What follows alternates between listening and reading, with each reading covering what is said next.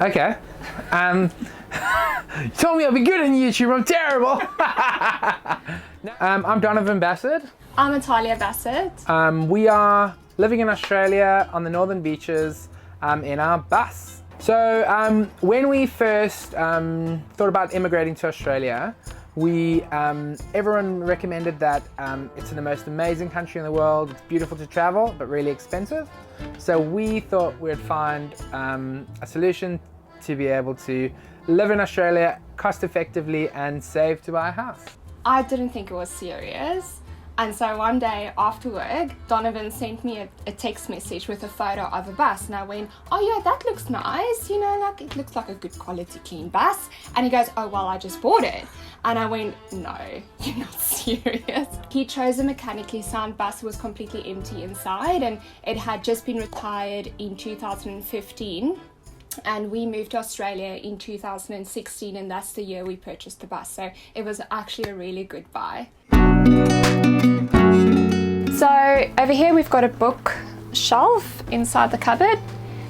It's got a little trapdoor on the back side where we can access all the electrical works on the other side. Over here we've got like the main electrical gauge of the bus, which will tell us how you switch off all the like plugs and things. You can't really see underneath there because it's a really tight space. But we've built it purposefully and specifically just to kind of hide the back of the TV, and the TV's at the back here, which comes out on an automatic lift.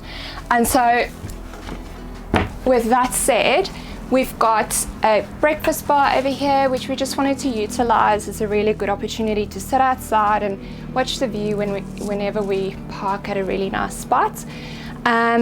Over here we've got the couch and we've got enough seats so that everyone can kind of come and visit, and people can sit over here and over there, and we've got seat belts for this couch, which is actually spec'd according to the engineer and the rules that New South Wales kind of sets out for buses or motorhomes in general.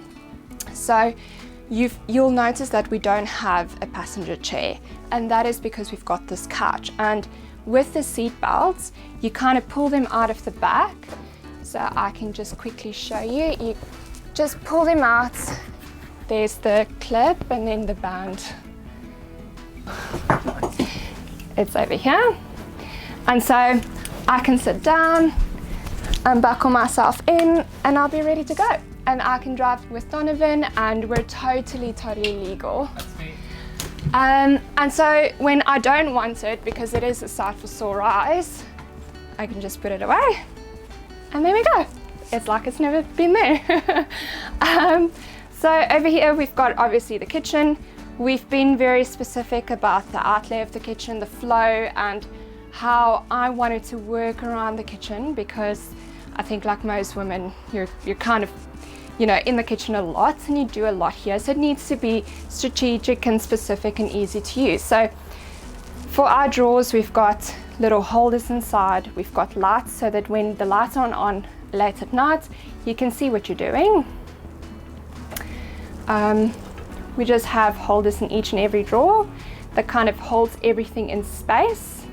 And we've got soft closers so that it won't bang, it won't break the wood, it will just keep it nice and sturdy. Over here we've got some glasses. This was actually a spice rack, so we decided to use it as a little bit of a a liquor cabinet. It's a bit cheeky, but it's good, you know, it works for us. Over here we've got some cups and glasses and some glass holders. We've got some plates. I would highly recommend getting something where you can actually put your plates and bowls in these little things. I don't know what they're called, but they're from IKEA. They actually just help when you drive. The plates and saucers aren't going to go all over the show, which is really, really important. Over here we've got obviously the dustbin and then all of our cleaning products. We've got a little hidden drawer here for all kinds of other small little things that we needed. And then the obvious basin and tap. We've got our range hood over here. It's actually really, really helpful when I do cook. It's all gas, so when I do cook, the gas smell and all of the smells can be really overwhelming for a small space like this. And so opening the window at times when there's no wind outside is actually a little bit useless because it doesn't help at all. So putting on the range hood actually helps, right? So that's a really good tip. And then obviously just the oven, it's all gas. It's got a 24 volt system that it works with. So it just runs the fan off of 24 volts, but it's mostly gas. So we've just got some spices in here. And then we've got some like dry products, our little pantry drawer in here. And then over here we've got our pots and our pans and just all the other small little bits and bobs I couldn't fit in anywhere else. In here I just have some Tupperware and some bottles and bits and bobs, random things, but it kind of works and I'm really satisfied with the way that we've done it.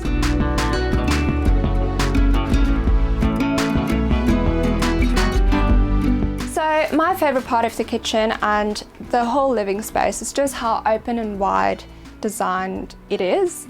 We've opted for really simple colors so that we can chop and change colors as things change. And also, one day when the bus moves on from us, the next owner wants to maybe put something really bright in it, and it can totally go. So I really liked our choices of design because it's very classic, it's not going to go out of fashion, and it's colors that can just work with everything. It's very clean. I like the amount of bench space we've got. It's really, really nice to just be able to sit here, have breakfast, have enough space for your laptop to work, be able to plug your laptop in underneath the bench and just really be comfortable. Me, I'm a big guy. I've played rugby my whole life, so living in a tiny space I honestly thought would be very difficult, but hence the reason why we chose the bus, because we were choosing to live full-time, not just travel for any given period of time. And the bus being this size was big enough for us to survive and for our marriage to survive, and for us to get enough living spaces so you could feel like you weren't stuck in the same place from where you cooked to where you sat and watched TV to where you read a book to where you showered and whatever. So I'm going to explain to you a couple of the elements that we didn't want to compromise on with the bus. So a couple of cool features we have a lot of other buses will avoid or really not really have. Because we've got quite a big power system in the bus, which I'll show you at the back, we are able to run a full tumble dryer. So this tumble dryer is just like any old general home tumble dryer. It's really nice. It's got its drainage water over there, and then all that runs into our grey tank.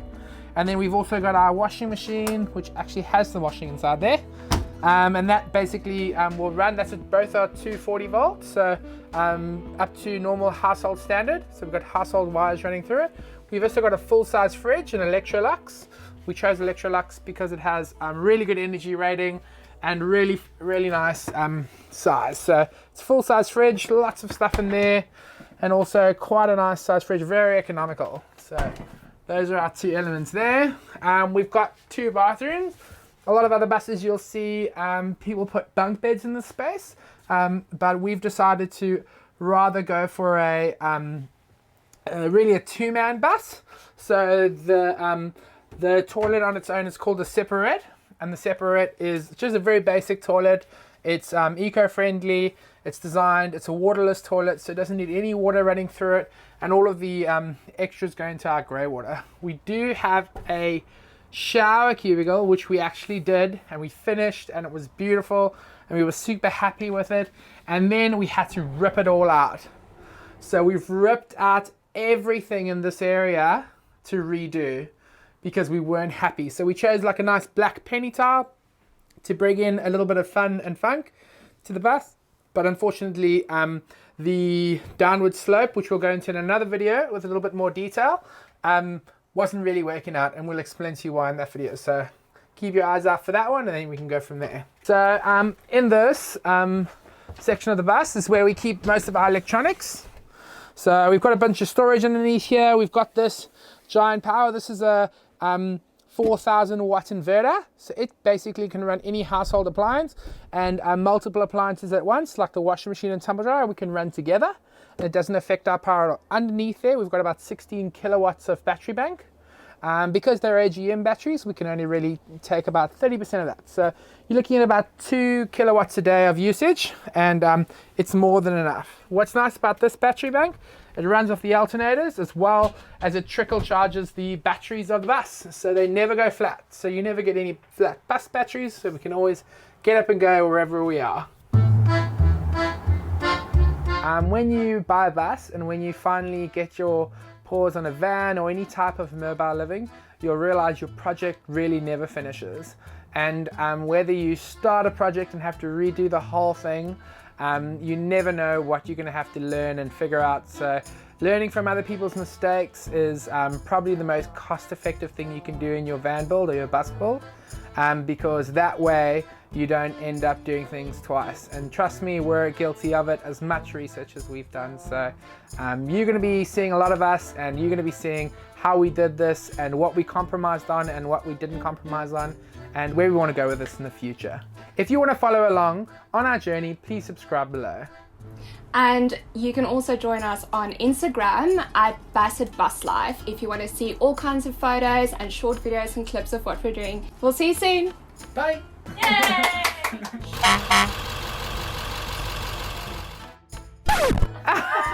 What's the short version?